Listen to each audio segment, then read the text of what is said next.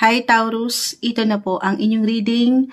Ang topic question natin ay iwanan natin ng may patanong na kung sinong multo mo. Ayan, sinong magbabalik sa buhay mo ngayong November 2025, Taurus. Subukan natin maging straightforward. Guidance, energy check tayo. Sino maring magbalik sa inyong buhay ngayong November? Advice, message. Sinong multo mo, Taurus? Energy check po para sa mga taong maaaring makapakinig nito. Ay, may umangat na. 3 of Swords, 10 of Swords. May hugot, Taurus. Sandali, may hugot. Diyan pa lang. Ay tayo, sinong multo mo? 8 of Pentacles. The Hermit. Of course, this is someone from the past. Kasi yun yung topic natin. Sinong magbabalik sa buhay mo? Pero, ito po pwedeng, tayo ay general message eh. Pwedeng tao, sitwasyon, posisyon, the 8 of Pentacles. Ang lawak na 8 of Pentacles, anything connected sa mas practical sa work. Someone from your work, from the past, especially. Maring ito past colleagues, past teammates, workmates, okay, or anything connected din po sa pera. Ayan. So, sabi ko nga, ito yung last message ko kung napakinggan nyo yung Aries.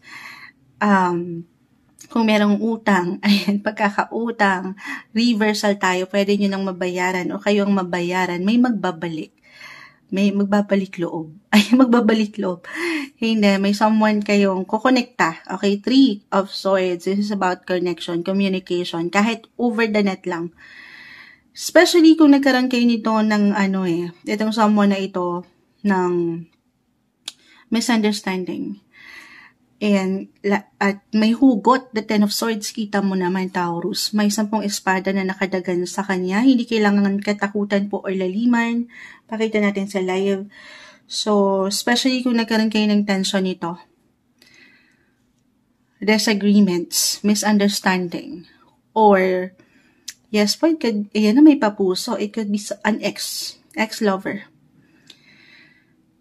At lalo pa, for some of you na nagkaroon dito ng, kumbaga, third party, third wheel situation, I see recovery.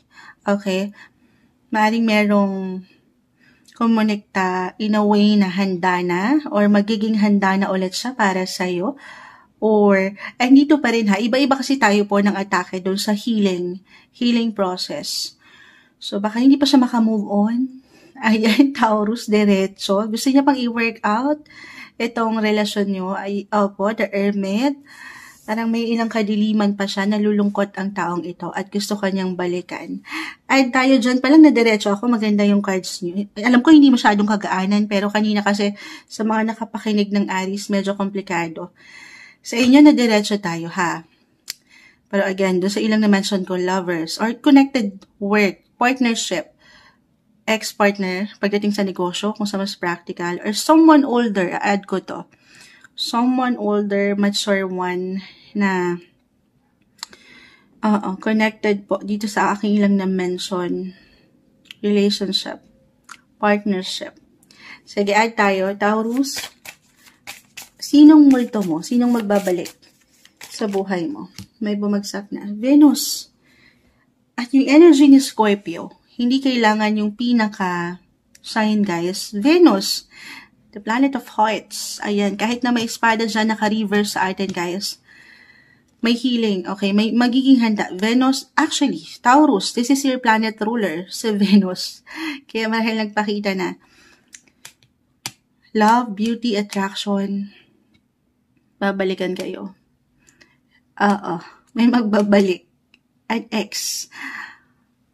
Or hindi nyo pa man yan ma-realize, guys, kasi meron akong parang ermitanyo, nasa bundok ito. Nasa bundok. The Hermit, nasa bundok ng tralala. Cherries. Maring nakahide.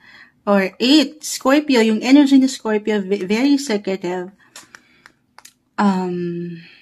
Ito kasi yung ilang hidden secrets. The Hermit, isa lang yung message niyan, pero very, yung energy din ni Scorpio. Parang taboo. Parang hindi siya nakagawian or may pagka-intense, extreme. secret ito, parang ngayon pa lang, kahit online, nagmamasid na sa'yo or naiisip ka niya at nais niyang magbalik sa'yo, ito yung multo mo. Sinong multo mo? Ay, sabi nakakatakot ata yung multo, pero rebirth, yung energy ni Scorpio, guys. Hindi kailangan yung pinaka-sign, ha? Pero, rebirth, renewal, new beginnings, baka gusto niya nito. Gusto niyang ma-achieve ito ulit. Kahit paunti-unti. Okay, love. Ayan, natulala si Moonchild. Napaisip ako. Pero Venus, again, ito ay inyong mga planet ruler. Sign off. Ito regardless, hindi kailangan mag-connect kasi napakalawak po ng astrolohiya. Pwedeng meron siyang Sun, Moon, Venus rising in Taurus din or Libra. In water signs, pasok na natin. Scorpio, Cancer, Pisces. Regardless sa aking na-mention, pero yung energy nila, why not? Ito yung umaangat na maaring multo mo na siyang pwedeng magbalik sa iyong buhay ngayong November 2025, Taurus.